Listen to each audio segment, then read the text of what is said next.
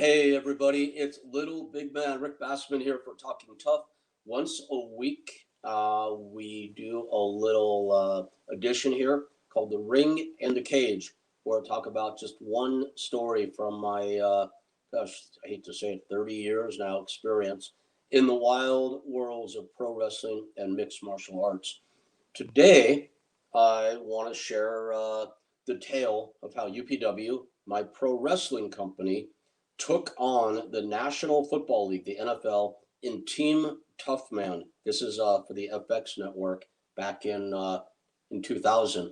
So I'm at my desk one day in San Clemente or Santa Ana, I don't recall which. There were two UPW offices. And I got a call from my old boss, Rick Coulis from Event Entertainment. Rick oftentimes is credited as the inventor of pay-per-view. He produced with Sheldon Saltman, Evil Knievel's Jump Over Snake River Canyon. Rick and I together did Holyfield Douglas out of the Mirage in Vegas. And Rick had just done a ton of stuff on pay-per-view. Very, very, very credentialed guy in that arena. He called me. He said, Rick, I'm partnered with Art Door. Now, by the way, correction over last week, I kept mentioning Art Door when I was talking about the UFC story and booking Ludwig Borga to go fight Randy Couture at UFC. The booker of UFC is Art Davey. The promoter of Toughman is Art Door. So I think I got that mixed up last week a bit. If so, Art Davey, booker UFC, who brought Tony Holm and Ludwig Borga to fight Randy Couture. That's last week's edition, if you guys want to check it out. Now we're talking about Rick Coulis, my old boss, being partnered with Art Door, the founder of Toughman, and a close personal friend of my now close personal friend, Butterbean. So Rick says, hey, you have a pro wrestling company now, don't you? And I said, yes. He goes, UPW, right? I said, yes. He goes, okay, I'm glad I found that out. He goes, I might have something interesting here. He goes, you know what Toughman is? I said, yes, I do. He goes, you know the Butterbean guy and all that? I go, yep, definitely know about it. He says, well, Art and I have started a new concept called Team Toughman. He goes, like we're going to have the Crips fight the Bloods. I'm like, well, that sounds like a good idea. And he said for the first Team Toughman, we had booked the NFL against WWE. And WWE, for whatever reason, had pulled out. They booked this thing like a half year in advance. WWE had pulled out about 3 weeks before film time or TV time. It's a live event for television. And Rick says, do you think UPW would want to step in and fight the NFL? So we go over it a bit. We find out there's 14 guys on each team that the NFL, they're all retired players, but recently retired. So they're not old. And they've been training apparently in one regard or another for about half a year. And I'm like, wow, I mean, I don't know. I could ask. So I get the parameters of the deal from Rick. I go into our school, Ultimate University at UPW. We usually have big turnouts. And I said, guys, announcement. I was always making an announcement of some sort or another. So I lay out the Team Toughman versus the NFL thing. And you see guys getting kind of interested. Like it's 3 weeks from now. We wouldn't have a lot of time, but it pays each guy $1,000 guarantee. And hands, it was amazed me how many hands went up immediately. So 3 weeks in advance against the NFL, who's been training for half a year, we field a team. And we start training, as best as we can with the facilities we have and with the time remaining and the fact that people that are there live in LA or Orange County or Inland Empire or San Diego, and you're traveling to get to our facility already as it is. But we put a good team together. Aaron Aguilera, who was later Jesus in WWE, Mike Knox, a lot of you guys know him.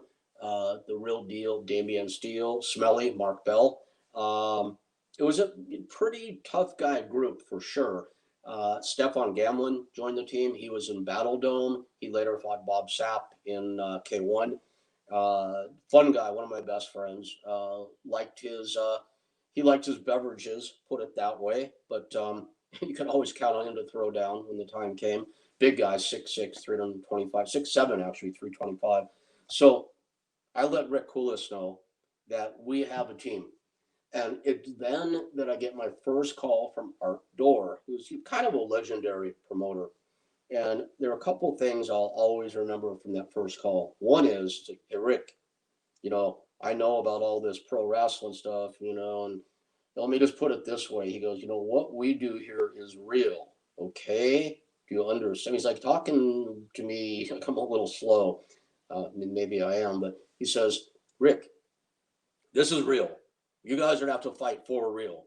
And I said, Art, I know that, man. Everybody knows that. Don't worry about it. We're gonna come to fight, training or no training. These guys are tough guys. They're scrappers. If I was a foot bigger and 80 pounds bigger myself, I'd be in there, but I'm not. So I'm not gonna fight a 280-pound lineman. At least not in the ring with gloves on. So anyway, okay, Art, no worries. It's real. Got it. He goes, here's the other thing, Rick. He says, Rick Coolis has communicated to me that you guys kind of run a tight ship there, your family, all that sort of thing. He goes, and I know you're bringing your team, but I need to ask you to pull one man off it already because I want to put my own man as your 14th guy. Now, we did run as a family. Typically in independent wrestling, the wrestlers move around to one promotion after another, after another, after another. They have to. That's just how it works.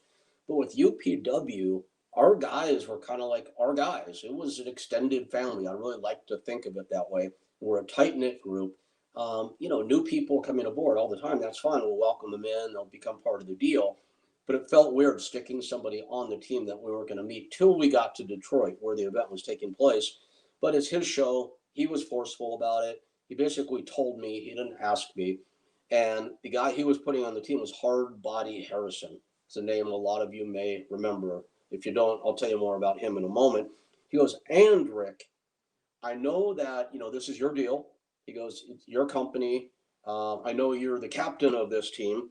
He goes, but for television purposes, we want to put a famous pro wrestler out there as your captain. And I'm like, okay.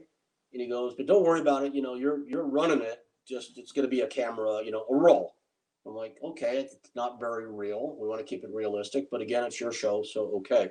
So I start thinking Ken Shamrock or Dan Severn, who are both friends at this point, and who would definitely add to that veneer of reality that Toughman is at this point like ramming down my throat, keep it real. And I reached out to Ken. Ken agreed, said he would do it, wanted to do it. And about a week to go, he was even going to try to make some practice sessions. He couldn't make it. He was on the other side of the state, but I know he wanted to, and I know he tried. But about a week to go, Ken unfortunately had to pull out. I let Art know that, or I let Rick Coolis know that. Art calls me back, and he goes, Rick, too bad about Ken Shamrock. That would have been really cool. I'm like, man, I know. I'm really sorry. I'm scrambling for another guy right now. He goes, don't worry about it. We got somebody. And I'm like, oh, who'd you get? He goes, we got the Honky Tonk Man. And I'm like, wow, okay. I'd never met Honky before. So again, a guy who's an outsider, famous guy in pro wrestling, especially at that time. But the thing that really struck me was Art kept pushing at me, this is real. We need this to look real. And Honky is a character.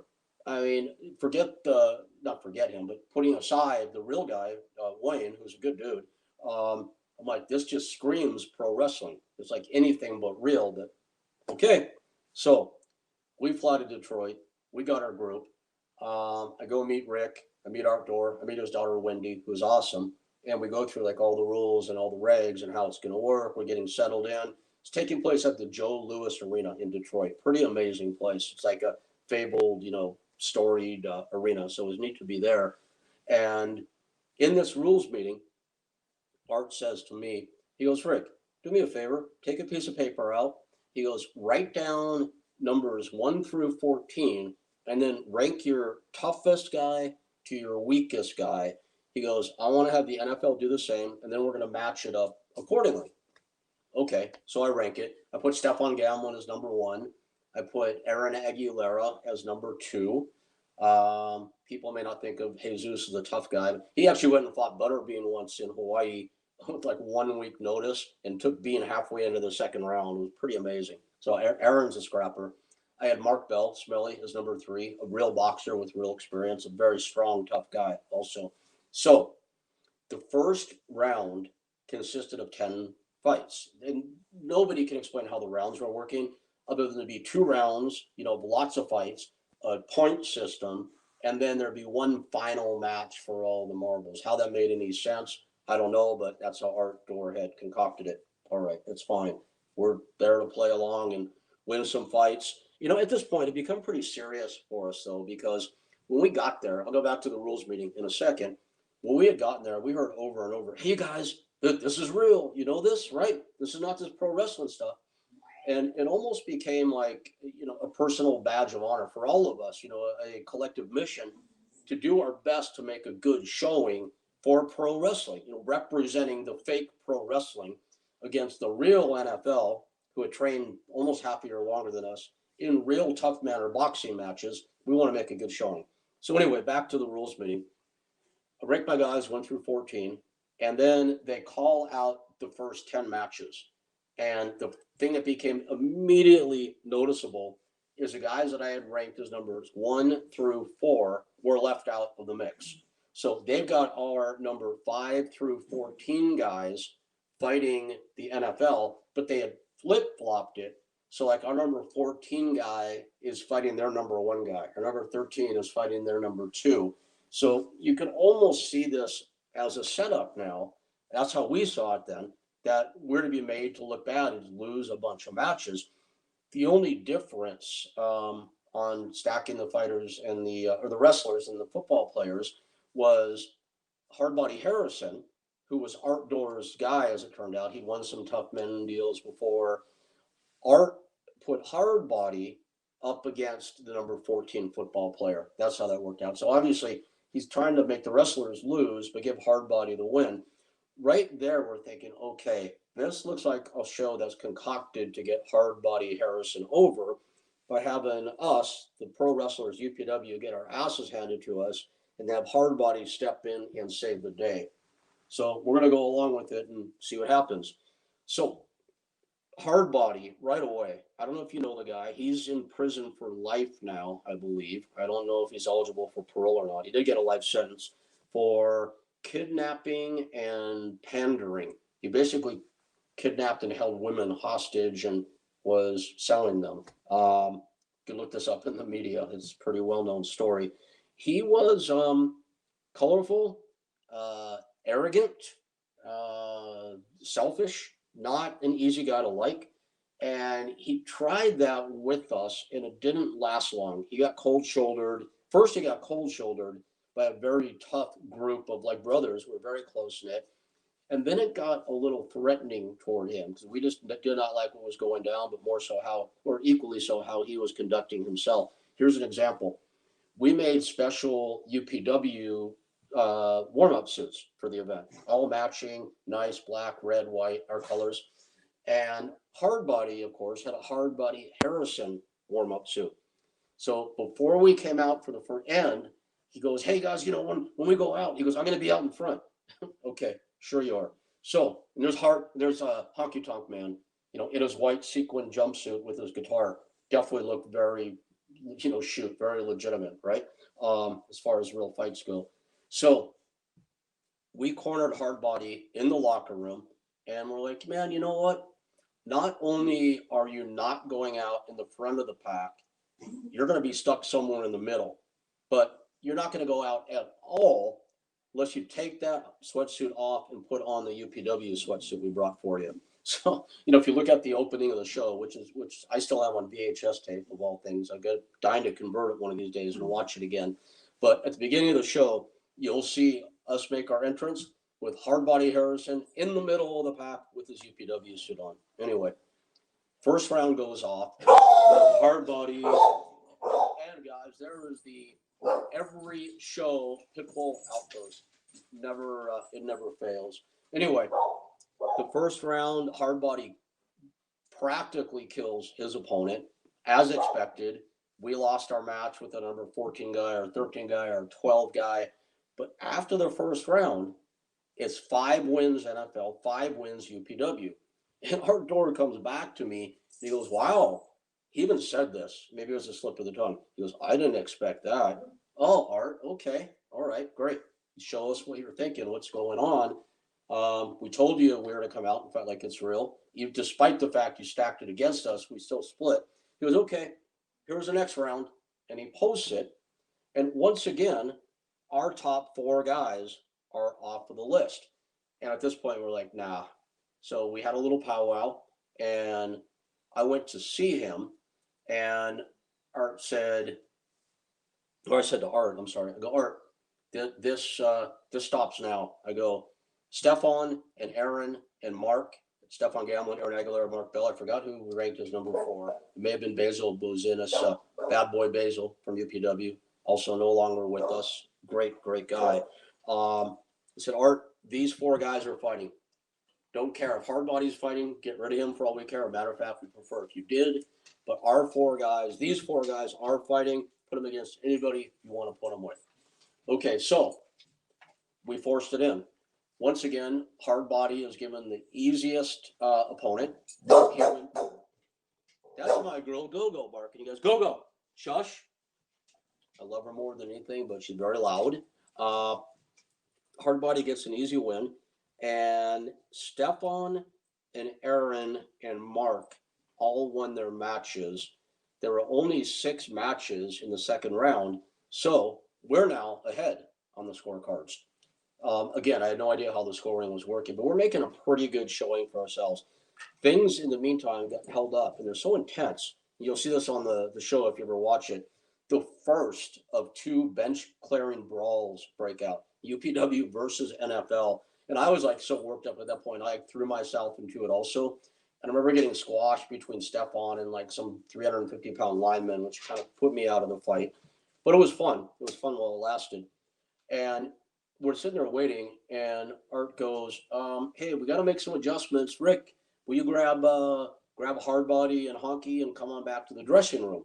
And I go, why? He goes, because we need to like sit down and figure this out. I go, Hardbody and Honky Tonk Man have nothing to do with the decision-making process for UPW. And Art Doerr's a big former tough guy himself. He's a street brawler, truck driving, 6'3", 300-pound guy who carried around brass knuckles all the time. He's looking down at me. He's like, okay.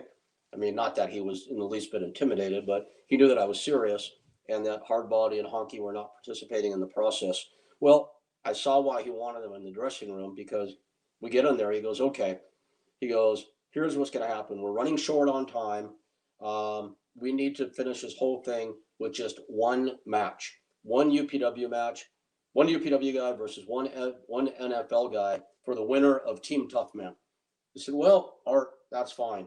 Doesn't really flow with the point system you put together because we're pretty far ahead at this point.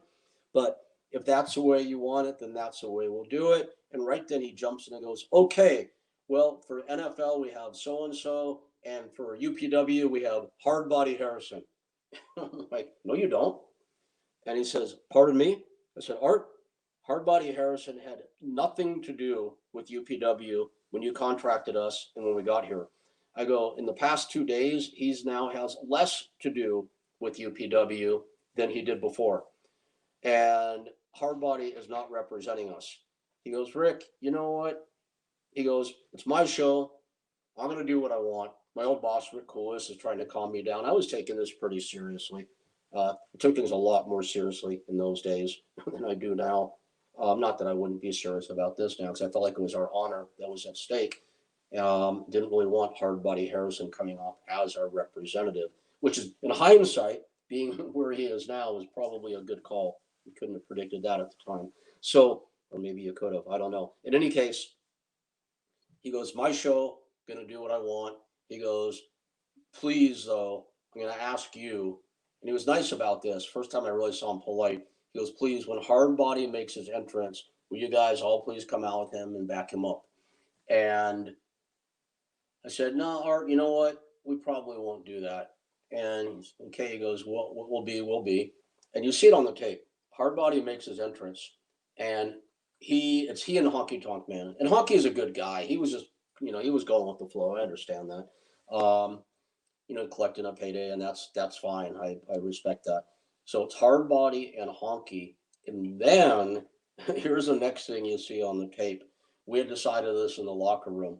So as they're getting ready to get things staged up for the final fight, you'll see me and the whole UPW team enter the arena and then the ring. And we go up, or I go up to Art. I go, you know what, man? You go, we're on TV now. Now you've got a decision to make, because it's going to take security and the police or whoever you have to remove this team from the ring to get your fight to happen. Otherwise, you're going to get hard body the hell out of here, and it's going to be Stefan fighting against the NFL guy for the title. And Art had a decision to make, and he saw that was not a viable option. So he goes, okay. He goes, let's do this then. Let's have Stefan fight hard body, and whoever wins that will be the winner. I go, how does Stefan versus hard body Harrison for the winner of pro wrestling versus football make any sense? So end of the day, he acquiesced. Stefan Gamlin, the German pretty boy, fought, I don't even know the guy's name. I've got to watch the show again. He fought a big, giant lineman for the NFL. Stefan won the fight, and UPW defeated the NFL at Team Toughman on the FX network in the year 2000, proving once and for all that pro wrestlers are tougher than pro football players.